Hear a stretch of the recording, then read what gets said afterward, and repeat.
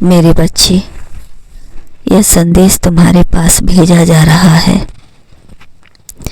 ताकि तुम मेरे संदेश को अच्छी तरह से पढ़ पा सको। यदि तुमने मेरी योजना पर यकीन रखा, भरोसा रखा और कुछ बिना सवाल किए मेरी योजना पर भरोसा रखो, यदि आज तुमने मेरी बात मान ली तो तुम्हारी किस्मत के बंद द्वार खुल जाएंगे। मेरी योजना पर भरोसा रखो। मैं तुम्हारा अपना हूँ, कोई गैर नहीं। इस संदेश को अंत तक पढ़ना। मेरे बच्चे, निराशा ना भरोसा तुमने अपने महादेव पर किया है तो तुम और तुम्हारी किस्मत अवश्य चमकेगी। मुझ पर शक मत करो, मैं वही देता हूँ जो तुम्हारे लिए सभी तरह से अच्छा हो। बेहतर देने में समय लग सकता है मेरे बच्चे, इसलिए जीवन में धैर्य रखना सीखो। मैं तुम्हें बहुत कुछ दे रहा हूँ। जैसे जैसे तुम्हारी ज़रूरत होगी वैसे वैसे मेरे द्वारा दी गई शक्तियाँ तुम्हारा साथ देगी। तुम जिस रास्ते चलना चाहोगे उस रास्ते यह तुम्हें उंगली थाम कर ले जाएंगी।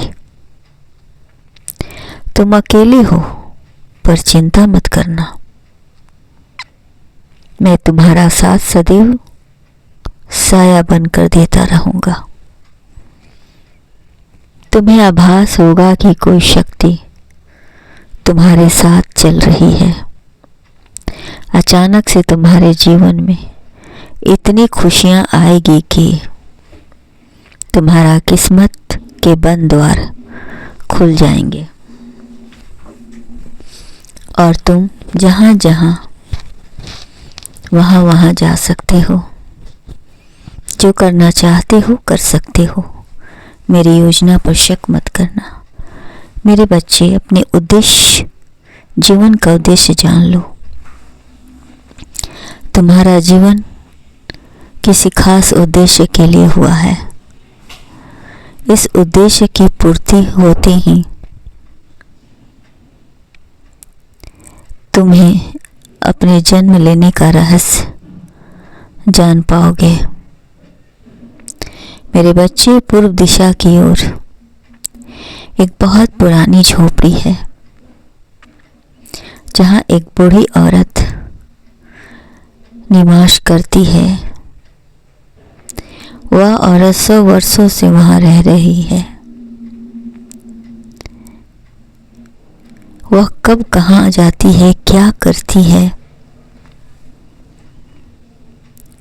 इस रहस्य का पर्दा अभी तक नहीं उठा है। उसका इतने सालों तक इस धरती पर रहना किसी कारण है या कोई नहीं जान पाया है। उसे किसका इंतजार है ये मेरे सिवा कोई नहीं जानता। मेरे बच्चे, अब मैं तुम्हें एक काम देता हूँ। तुम शीघ्र ही उस दिशा की ओर जाओ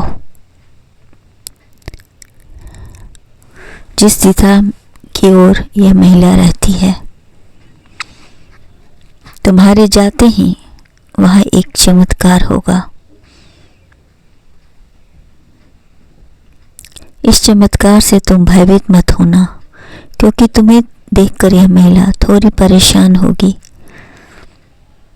किंतु धीरे धीरे उसको इस बात का ज्ञान होगा कि वह जिसका इंतजार कर रही थी कहीं वह तुम ही तो नहीं हो। ऐसा सोचगी, उसके बाद वह महिला तुमसे कुछ भी नहीं पूछेगी, परंतु उसे इस बात का आभास होगा कि जिसके इंतज़ार में वह इतने बरसों से रह रही है, अब उसके जाने का वक्त आ गया है।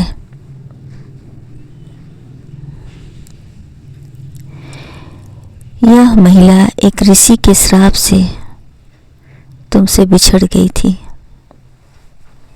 और तुम्हारी आकाश में जुदाई उसे बर्दाश्त नहीं हुई और वह घोर तपस्या में लीन हो गई।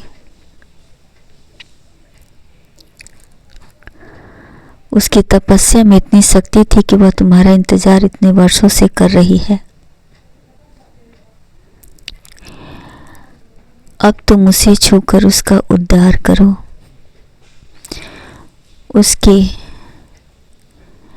क्योंकि यह महिला तुम्हारे वियोग में ही प्रभु की शरण में चली गई थी। तुमसे बिछड़कर इसे बहुत दुख हुआ था। मकसद मिल गया कि उसे जीना है तुम्हारे लिए, और अपनी तप से प्रभाव से उसने धरती पर तुम्हारा इंतजार किया। यह कोई साधारण महीना नहीं है, बल्कि तुम्हारा पूर्व जन्म की माता है, जो कई वर्षों से अपने बेटे के लौट आने का बेसब्री से इंतजार कर रही है। तुम इस महिला के बेटे हो। इसने अपार धन छोड़ा है तुम्हारे लिए। तुम्हारा जन्म अपनी माता के कल्याण के लिए ही हुआ था, और जो धन इसने इकट्ठा किया वो सब तुम्हारा है। तब अपनी माता का उद्धार करके उसे नया जीवन दो। अब तुम्हारी माता का जाने का वक्त हो गया है। उसकी विदाई, अपनी माता का अंतिम विदाई बहुत धूमधाम से करना। तुम्हारे लिए अच्छा होगा, तुम्हारा कल्याण हो।